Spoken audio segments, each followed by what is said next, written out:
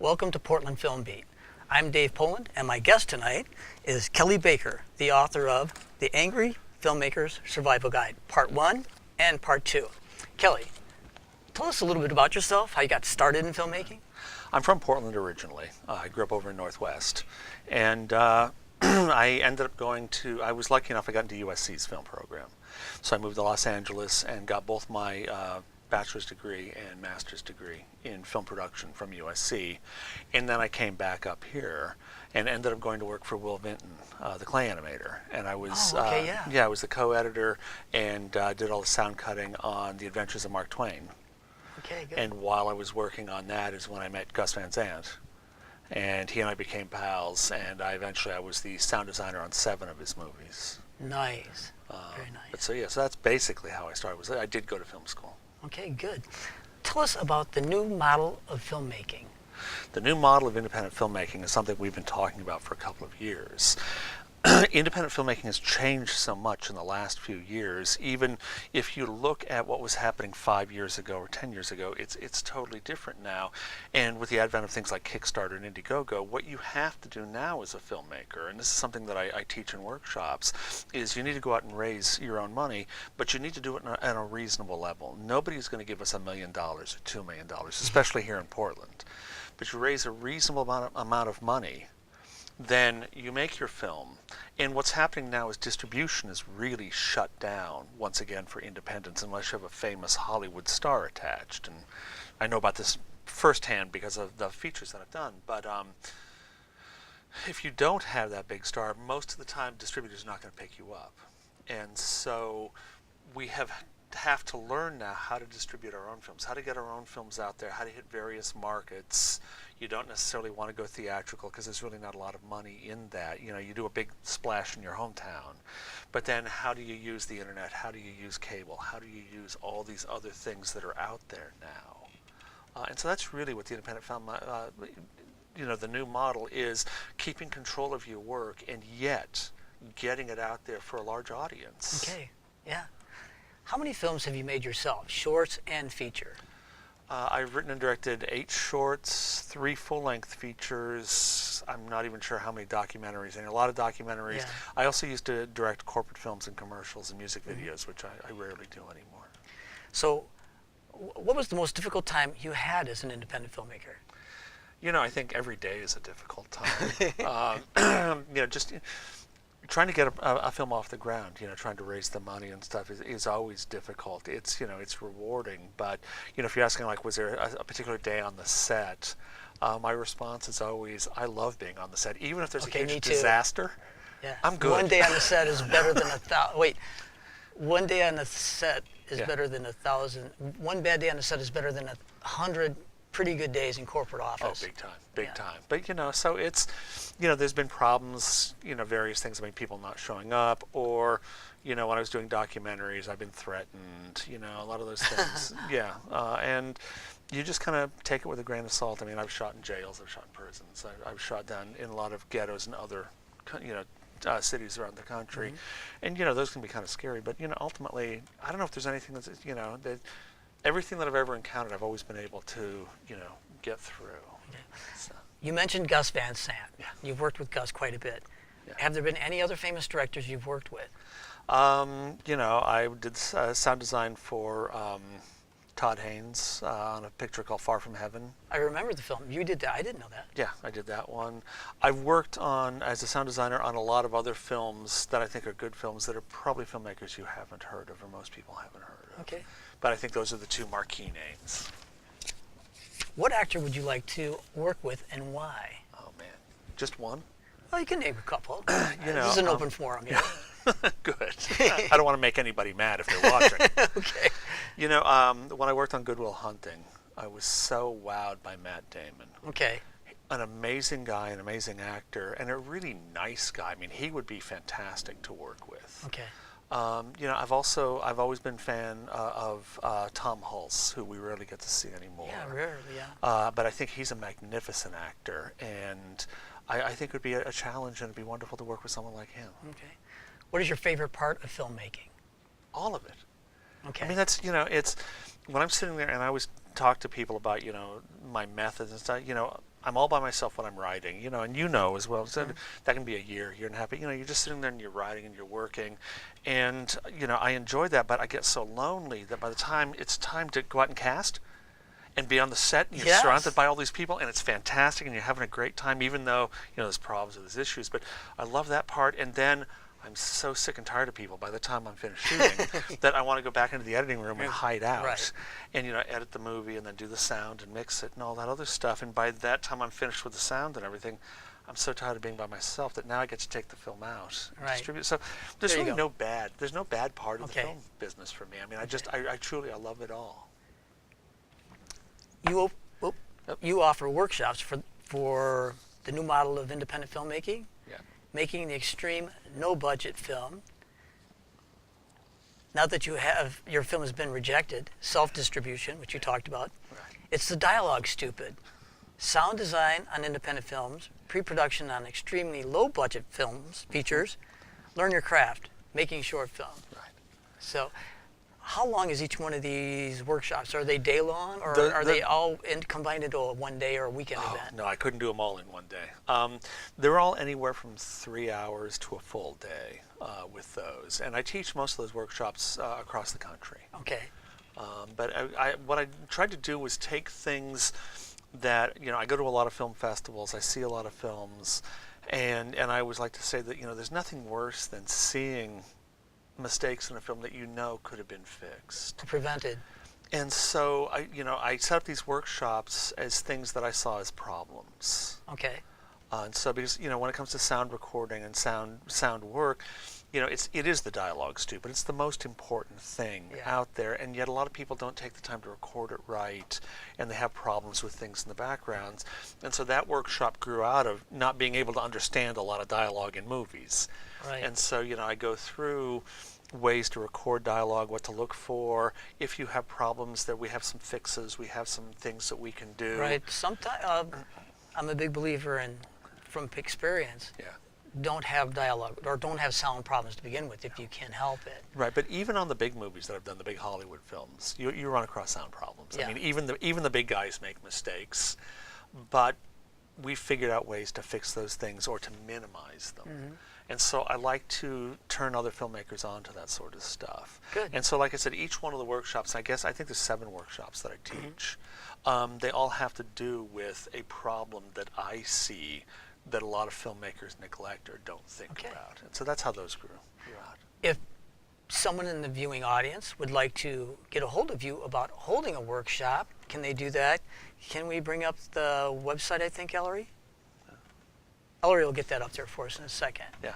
Anyway, through that website, they can contact you. Yeah, my email address, or my website is angryfilmmaker.com. Angryfilmmaker.com. And there's a little button on the website that says "Bother Me."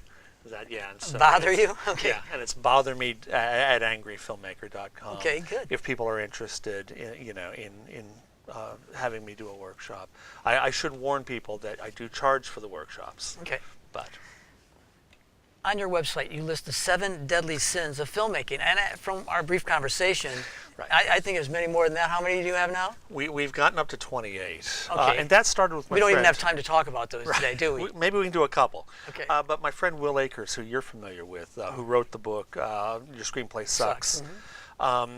He wrote down, he teaches, and he wrote down what he thought were the 7 deadly sins of student filmmaking, but of filmmaking. Excuse me, and he sent this list out to 3 or 4 of us saying, do you guys have any others? And so we all started submitting our deadly sins to him, and that's how we came up with 28. And Will and I sat down and recorded podcasts for, I think we're up to 16. We haven't gotten them all yet. But they are things like, get rid of superfluous dialogue. Scout your locations before you decide to shoot there. Get to know your equipment. I mean, some of these things, my favorite one is, and I think it's number 4, number 5, and it's labeled, and Superman flies off the houseboat. And you're thinking, what? And I'm wondering what. Yeah. A student submitted a script to him for a film that he could shoot in class as part of a class, and one of the lines in there was, and Superman flies off the houseboat. And so he's talking to the student, and he said, and this is in Nashville, and he said, are you from Nashville, around here? And the kid said no. And he said, well, do you know where there's a lake in Nashville? And the guy said, well, no. And he said, so I'm going to assume that you don't know anybody with a houseboat on the lake either. And the guy's like, well, no, not really. He said, so let me take that one step further. You probably don't know Superman either. So why didn't you write something that you can do? Yeah, write things you can do. And so that's so many scripts that I read, and so many filmmakers that I know. It's like they have these ideas of what they want to do that it's just not possible, especially given their budget. Right. And so the 7 deadly sins, the 28 deadly sins. With the locations and things like that. Yeah, but it's also think about these things before you write them. And really, if you want to make a film, make it about something that you can do. It's great to fantasize and think someone's going to buy the screenplay and they can get Superman to fly off the houseboat. But really, is that really going to happen? And if you want to make your film, what are your resources? What are locations you can get? What are things you can do? And how can you make this film? Because I think that as a teacher, Will wants to encourage, and I encourage students as well, to be able to make their films. Yeah. And so don't write things that you can't do. And when you do write something, learn your equipment. Make sure you know how it works. Mm-hmm. One of my favorite ones was cast people who are the right age. Because how many times have we seen, the grizzled old detective who's 23? And things like that. And so that's the 7 deadly sins, and they're kind of a hoot. Will and I had a great time recording them. Okay. So there is a podcast of that. Is it on YouTube? Can they get it? It's on my website. Okay, you can get it. Yeah, and if you go to my website on the homepage, there's a button there that says podcasts. Okay. Click on that, and there are links, and you can just click right on them, and you can hear Will and I pontificate. Oh, it'd be fun. What advice do you have for anyone wanting to be an independent filmmaker? Is this besides the don't do it advice, or start with the don't do it advice, then go to your screenplay sucks, right? Then before you even start writing.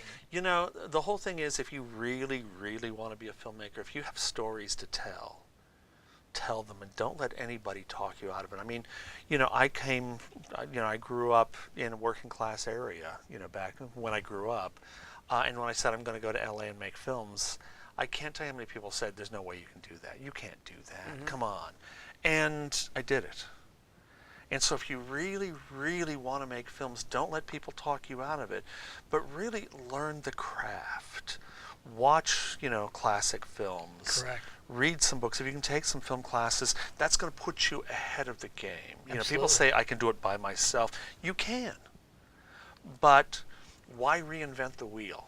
Have someone show you the wheel. And do it that way. Intern it. Do interns with other filmmakers and learn. Absolutely. Since I started this, yeah, I'll tell you what. I said, I'm going to be an actor. I started doing acting. Right. It's like, okay. Somebody said to me, the only projects you're guaranteed are ones you create yourself. Ask Matt Damon and Ben Affleck. So Good Will Hunting. So I started writing. Right. And I started making these shorts. And I had to learn how to use a camera. And the sound on my first was so bad. I learned about sound real quick. Yeah. And then you learn about what is really good. And it takes a lot of effort, actually. Mm-hmm. But if it's just your passion, it's your passion. Go for it. I agree with you. Well, and remember that it's hard work. It looks like we're having fun, and we do have fun. We should be. But if we've done our homework correctly and set everything up, then we're able to have fun. But making a film is hard. Making a good film is even harder. Right. Having a shot list, which a lot of filmmakers don't do, and you should. No, a lot of people don't have have scripts. It saves you so much time. Oh, they don't have scripts? I've seen them go, well, we just have this idea, and we're just going to go out and shoot this. And it's like, no, write it down. Have a script. Do a shot list. Don't cast your friends unless they're really actors. Mm-hmm. Just little things like that. Oh, but my friend is funny. And it's like, well, you might think so, but an audience might not. That's right, yeah. And make it something that it's not a whole lot of in-jokes. I mean, make things that, other people are going to enjoy or appreciate. Right. What are you working on now? Got a couple of things. I have the Angry Filmmaker Survival Guide Part 3. Part 3, okay. Yeah, and that's on self-distribution and my trips on the road, my tours on the road. And I've interviewed 11 other filmmakers who also self-distribute their films the way I do, but they do it in a different way. And so they tell me their war stories and what they do and what works for them. And those are going to be in part 3. And those are in part 3, because yeah. distribution is such a big thing and such a hard thing to do. It's a hard thing. It's difficult. Yeah, but if you've made this film and you've got all these people who've helped you, for no money or for very little money to achieve your dream, you owe it to them to get the film out and to get as many people to see it as possible. I'm very hardcore about that. You weren't accepted in a couple of film festivals. Oh well, find more that will accept you. But these people helped you, achieve your dream, achieve what you want to do. You need to show them that their labor and it was all worth it. So distribution is really important. Right. I've been working on a documentary for 28 years. It's totally unfundable. It's about a woman who was the last living American expatriate in Paris in the 1920s. Her name was Kay Boyle, and she died about 15 years ago. But did you get to interview her? I've got a bunch of interviews with her. I shot a lot of film with her. I finally got to the point now where I've raised some more money. I'm trying to get that movie finished. It'll be a 90-minute feature-length documentary. She witnessed and wrote about almost every major event of the 20th century. Okay, so she was around during World War I and II? She was a little young for World War I. She was born in 1902. Okay. But she was in Paris where they all said in the 1920s she would be the next Hemingway. Oh, is that right? It never happened. Didn't Hemingway spend a lot of time in Paris during the 30s? They were friends. 30s? Really? And this was, she didn't think much of Hemingway, but she was close friends. So with, didn't a lot of other people. I know. But she was close friends with, she knew Gertrude Stein, James Joyce. I mean, all of the famous artists. Marcel Duchamp, who did A Nude Descending a Staircase, he was the godfather of one of her children. So I mean, she was a real part of that group. Okay.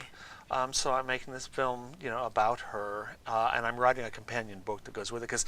How can you work on one movie for 28 years? There's got to be a story there, and there's a lot of stories. And a friend of mine has convinced me to write a book to go with the movie.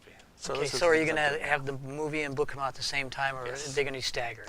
No, they'll come out at the same time. Okay, so that will delay the time frame in which you want to launch. Well, no, because I write like crazy, and I self-publish all my books are self-published. So. Okay, there you go. And I'm trying to do them all at the same time, but I'm hoping to be premiering the film this summer here in Portland.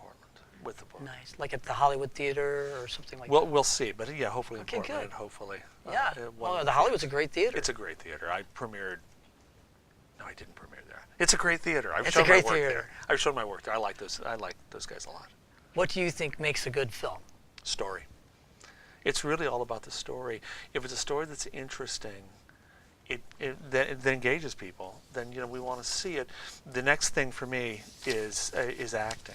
I want to see good acting, and so if you've got a good story and good acting, and I'm not even saying famous actors, I'm saying good actors. In Portland, we're blessed with so many great actors here.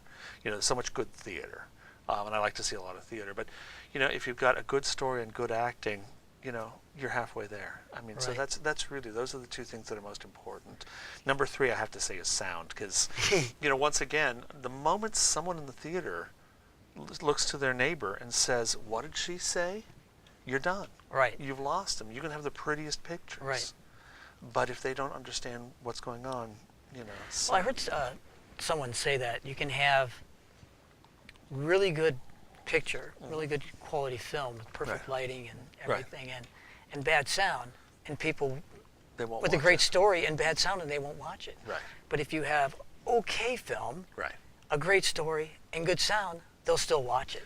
The Blair People Witch don't realize how important sound is. Right. Well, the Blair Witch Project is an ugly movie. I mean, it's horribly shot.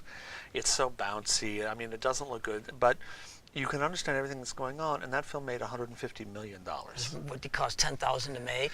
There's been so many. But, the interesting part is they say it cost $10,000, $15,000, $20,000 to make, but when the distributor bought it, and this is what a lot of people don't know, they did the same thing with Paranormal Activity. When the distributor bought that film, they redid all the sound. They spent over $1 million on the sound, and then turned around and marketed it back to audiences as a $20,000 film. But they spent easily $1 million fixing the sound, doing a little color correction and stuff. But they don't tell the audiences that. You know? So really, when Blair Witch came out, it was probably $1.5 million is what had been spent on everything. Right. Not, the original film was $20,000, but there's no way they were going to let the audiences see the original film because it sounded so horribly. Right. Yeah.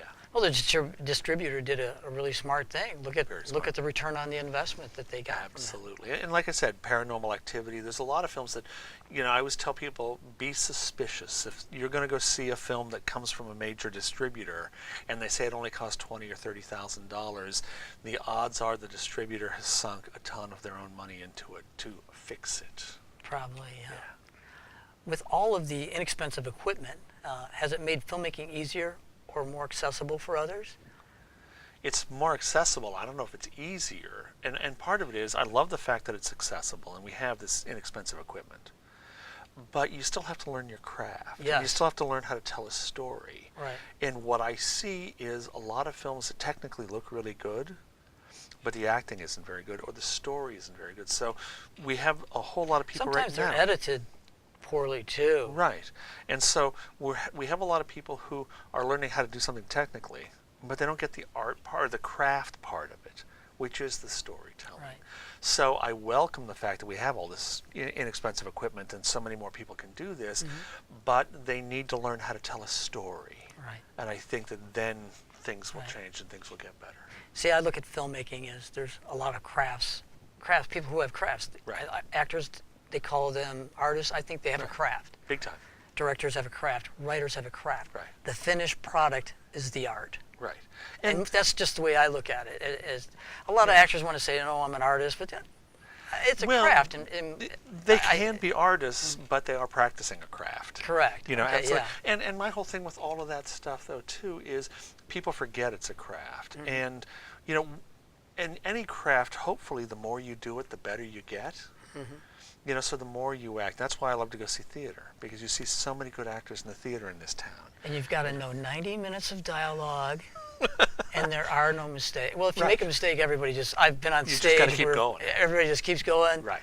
Oh my gosh, I've had the experience. I think it's great. Yeah. I think it's a great Nobody knew proving in the ground. audience even knew. Right. Nobody even knew. No, and they especially shouldn't. good. No, they shouldn't. Right. And Right. so and I love watching live theater, because if somebody asked me once if I wanted to direct live theater, and I said I'm scared to death to do that because I have no control. Once it goes out, you're done. Whereas in film, I have control over what gets shot and what I edit.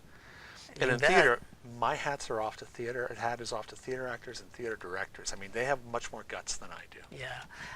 My experience with theater, though, is I really get the time to immerse myself in a role and actually let the part play me. Big time. The character becomes you. You rehearse it so much. After a while, you become the part plays you. You don't try and play the part. Well, and you're on an arc that goes this way. Whereas in a film, okay, today you're going to be really happy because it's the beginning of the film, but tomorrow or in 2 hours, we're going to be shooting the Right, we're ending when seeing- you've lost everything, so you need to go from here to here. We're shooting scene 1, 5, and 99. Right. and so it's a lot harder It is. for an actor to call up that stuff, and that's why Will and I always say, concentrate on performance, sacrifice look for performance. Sure. Work with your actors. Your actors are more important on set than your camera is. Okay, yeah. Yeah. Do you think with the accessibility for all these people to make films, do you think it's flooded the market to the point where it's difficult for distributors to want to take the time to even watch some films? Distributors won't. They just won't do it. Yeah. Unless But distributors. 20 years ago, though, Well, with what an I'm independent finding filmmaker, you were shooting Right. with film still, Yeah, it and was. and there was fewer films being made because of that. Right. And the distributors did take a look Okay. at this stuff. What distributors want to avoid is something that's hard. That's not an easy sell. Yeah. And so they're going to look at stuff that's easier. They're going to give you all sorts of different reasons why they're not interested. But basically, they want something that's going to sell itself. Because they're all about maximizing their returns. And with all of these distribution deals that you hear about with these young filmmakers and stuff, I want to make sure that most people know that those filmmakers never see a dime or see so little of it. They rarely make their money back. It's the distributors that make the money Sure. off that. But with all of these films that are being flooded out there now, there's no way distributors can look at everything, and they don't want to. They're going to cherry pick here and there, and this is where film festivals come in. They'll go to film festivals to check out some things. You don't see film distributors on YouTube necessarily, and stuff. But YouTube is great because anybody can put something up there, Right. and we can choose whether we want to watch it or not. Now, Right. with the amount of stuff that gets put up every day. Is I it don't like know how you 50,000 films a day or something? Something, you know, and Shorts or something? well, and most of that stuff we don't want to watch. No. You know, but you know, I love YouTube for certain things. I love, you know, checking out clips of bands that I loved in the 70s Sure. and stuff. Or if you have to fix something around the house, Oh, replace a water heater or something in the Yeah. car, watch the YouTube video. It's there. We have 3 minutes and 3.5 minutes left. Okay. So tell us about the Angry Filmmaker Tours. Okay. You drove all over the country with your dog showing your films, huh? Can you give us, you're Yeah. going to have to keep it short, but you tell us about that. Well, I did that for 8 years, and I would go Wow. out twice a year for 2 months at a time. And literally, I'd pack up everything in my van, including the dog, and I'd have copies of my DVDs, copies of the books, T-shirts, the whole nine yards. And I would have booked art house theaters, college campuses, media art centers all along the way. So in 2 months, I would do 40 or 50 shows, 50, you know, appearances, whatever. And a lot of times, you know, I'd do a show in a town, show a film or do a workshop, and then drive 300 miles to the next one and do it again that night.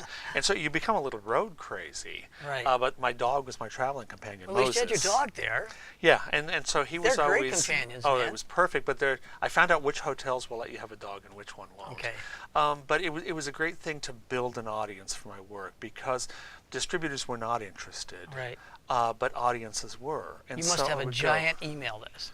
I've How got somewhere many? between 10 and 15,000 Wow. people. But you know, you would do a show at a venue, and you would have a sign-up sheet. If you like the movie, you know, give me your email address.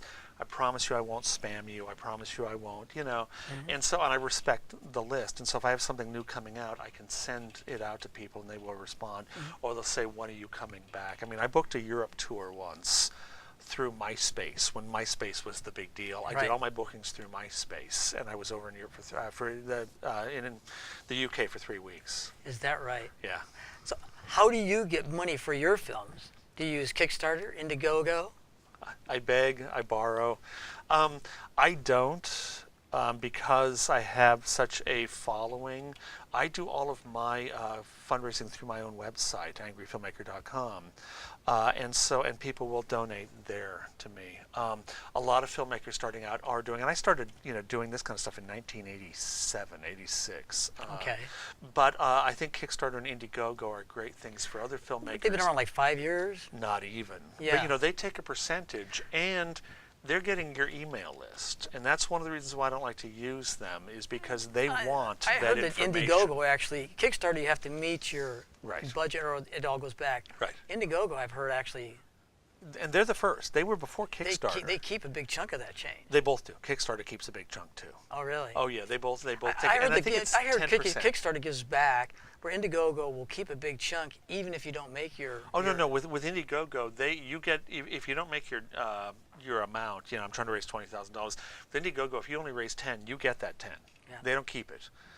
With Okay. Kickstarter, if you only make 10, then they give it all back. Okay.